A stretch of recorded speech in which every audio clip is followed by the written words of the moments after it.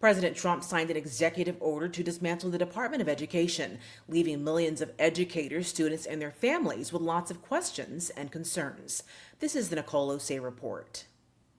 So, Trump ordered Education Secretary Linda McMahon to begin to dismantle the DOE as much as she possibly can legally, because it would take an act of Congress to fully dismantle the department. And the Trump administration has acknowledged they don't have the votes to do that, but they can still cause a lot of damage.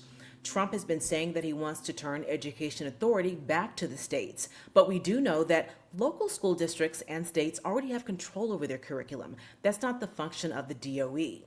The administration didn't specify what parts would be dismantled, but they did stress that critical functions like student loans and grants for at-risk students would be under the control of the department. But let me tell you what we did see. Last week, the Education Department cut half of its staff. We saw that 7 of the 12 offices of the Civil Rights Division were shuttered, including here in North Texas. They handle discrimination cases, mostly for disabled students, but also for cases alleging racism and sex-based cases. And we've seen that those cases have been on the rise as of late. The Department of Education administers federal funding for disabled students, but also for Title I funding for low-income schools and for federal loan programs like Pell Grants.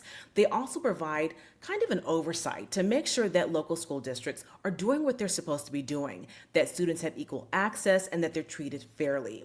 Now, this is a very complex discussion, and if you want to know more, I urge you to watch my interview with Zeph Campo. He's the president of the Texas chapter of the American Federation of Teachers Union. He's got some critical information that, trust me, you're going to want to know.